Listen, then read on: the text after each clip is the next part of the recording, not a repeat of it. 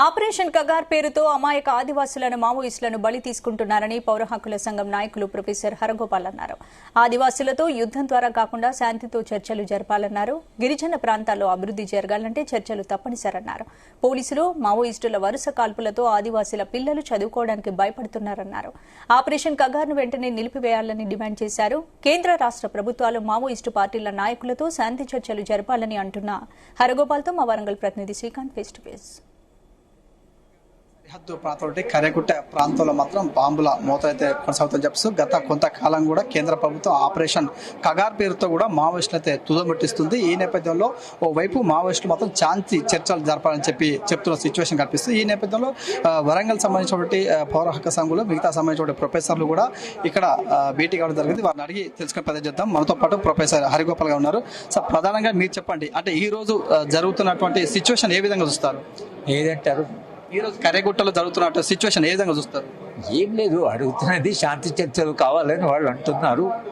కేంద్ర ప్రభుత్వం దాన్ని స్పందించి ఒక నెల రోజులు కాల్పుల విరమణ పాటించి ఇద్దరు కూర్చొని మాట్లాడుకొని శాంతియుత కాలంలో మౌలిక సమస్యలు ఏమిటో ఆదివాసులు ఎందుకింత అంటే నిరాఘాటంగా పోరాటాలు చేస్తున్నారు కదా, ఎందుకు ఆదివాసులు ఇంతకాలంగా పోరాటాలు చేస్తున్నారు, దానికి మూల కారణాలు ఏమై ఉంటాయి. అది శాంతియుత పరిస్థితిలోనే అది సాధ్యమవుతుంది. కనుక శాంతిని సాధించడం కొరకని ఇద్దరు కూర్చొని సమస్యలు ఏంటో మాట్లాడుకుంటే బహుశా యుద్ధం ద్వారా కాకుండా శాంతి ద్వారా కొన్ని సమస్యలు పరిష్కారమై సమాజంలో ఒక శాంతియుత వాతావరణం ఏర్పడుతుంది. రెండవది, అక్కడ ఛత్తీస్గఢ్లో నివసిస్తున్న ఆదివాసీలు ఏతుందో వాళ్ళు చాలా భయంలో బతుకుతున్నారు. పిల్లలు స్కూల్ పోవడానికి భయపడుతున్నారు. చిన్న పిల్లలు కూడా బయట ఆడుకోవడానికి భయపడుతున్నారు. అక్కడి పరిస్థితి చాలా గంభీరంగా ఉంది. ఈ పరిస్థితి మారడానికి శాంతి చర్చలు ప్రభుత్వం చేస్తే, ఒకవేళ ఛత్తీస్గఢ్లో ఒక శాంతియుత పరిస్థితి వస్తే రేపు నిజంగా ప్రభుత్వము ఏం చర్యలు తీసుకోవచ్చు, వాళ్ళు ఏ అభివృద్ధి కావాలన్నా అక్కడ శాంతి కావాలి.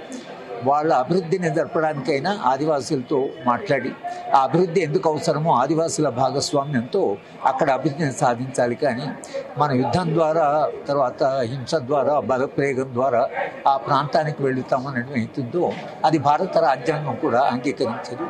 అది మన యొక్క ట్రెడిషన్ కూడా కాదు అట్లా వెళ్ళి చేయడం అనేది. కనుక మనం ప్రభుత్వాన్ని అడుగుతుంది, వాళ్ళు మాట్లాడండి, మాట్లాడడానికి ఒక అవకాశం అయితే ఇవ్వండి, అది ఒక ప్రయోగంగా చేయండి. అది విఫలమవుతుందో అసఫలమైతే అది మాటల సందర్భంలో తేలుతుంది. కానీ మేము మాట్లాడమనడం ఏదైతుందో అది ఒక రాజ్యాంగబద్ధమైన ప్రజలు ఎన్నుకున్న ప్రభుత్వం అనవలసిన మాట కాదు. వాళ్ళు మాట్లాడాలి. మాట్లాడడం అనేది ఆంధ్రప్రదేశ్ రాష్ట్రంలో ఒకసారి మాట్లాడారు, ఆ ప్రయోగం జరిగింది. కనుక ఇది కొత్త కాదు. ఆ ప్రయోగానికి ఇది కొనసాగింపుని వాళ్ళు మళ్ళీ శాంతి చర్చల ప్రస్తావన వచ్చింది. ఇద్దరు కూర్చొని మాట్లాడుకునే పౌర సమాజంలో మనుషులుగా అక్కడ ప్రాణ నష్టం జరుగుతుందనేటువంటి దాన్ని స్పందిస్తూ మనం డిమాండ్ చేస్తాం. ఈ రోజు కూడా ఒక ఎన్కౌంటర్ జరిగినట్టు తెలుస్తుంది. 28 మంది మావోయిస్టులు మృతి చెందినట్టుగా సమాధానం అవుతుంది. అయితే ఇందులో తెలంగాణ పోలీసులు మాత్రం ప్రమేయం లేదు, మాకు ఎలాంటి సంబంధం అని చెప్పి ఓ వైపు చెప్తున్నారు. దీన్ని ఎట్లా చూస్తారు? కానీ మాట వరుసకైనా మేము లేవా, ప్రమేయం లేదని అంటున్నారు. మేము కూడా దాంట్లో పాల్గొంటామని అనడం లేదు కదా. మాట వరుసకైనా ములుగు ఎస్పీ కానీ లేకపోతే ప్రభుత్వం కానీ మా బలగాలు లేవు అనేటువంటి ఒక మాట అంటున్నారు. బలగాలు లేకుండా కాంగ్రెస్ ప్రభుత్వం కాబట్టి చాలా భిన్నమైన ప్రభుత్వం, శాంతి చర్చలు జరిపినటువంటి కాంగ్రెస్ పార్టీ ఈ విషయంలో మరింత సున్నితంగా స్పందించి తర్వాత కేంద్ర ప్రభుత్వానికి మీరు శాంతి చర్చలు మేము జరిపాం, మీరు కూడా ఒక ప్రయత్నం చేయండి, ఒక అవకాశాన్ని వాళ్ళకి ఇవ్వండి అని రాష్ట్ర ప్రభుత్వము కేంద్ర ప్రభుత్వానికి ఒక సలహాగా ఇస్తే బాగుంటుందనేది మేము రాష్ట్ర ప్రభుత్వానికి చెప్పాము. రాష్ట్ర ప్రభుత్వాన్ని కూడా కలిసి మాట చెప్తామని మేము అనుకుంటున్నాం. ఇప్పుడున్న సిచ్యువేషన్లో మీరు కర్యాకుట్టం సందర్శిస్తారా? మీరు ఏది ఇప్పుడున్న సిచ్యువేషన్లో కర్యాకుట్ట ప్రాంతానికి వెళ్తారా, అక్కడ సందర్శిస్తారా? కర్యాకుట్ట ప్రాంతానికి వెళ్ళడం అనేది మా వయసు రీత్యా కానీ మా వాళ్ళు అక్కడి దాకా వెళ్ళి ప్రజలతో మాట్లాడి ప్రజలు ఎలాంటి పరిస్థితి ఉన్నారు, ప్రజల యొక్క మద్దతు ఎలా ఉంది, ప్రజల మనోభావాలు ఎట్లున్నాయి అని తెలుసుకోవడానికి వాళ్ళు వెళ్తామంటున్నారు. మనం పోలీసుని అడుగుతుందంటే వెళ్ళనివ్వండి, ప్రజలతో మాట్లాడుస్తారు కదా. ప్రజలతో మాట్లాడే అవకాశం ఎవరైతే అక్కడ వెళ్దాం అనుకుంటున్నారో వాళ్ళకి అవకాశం ఇవ్వండి.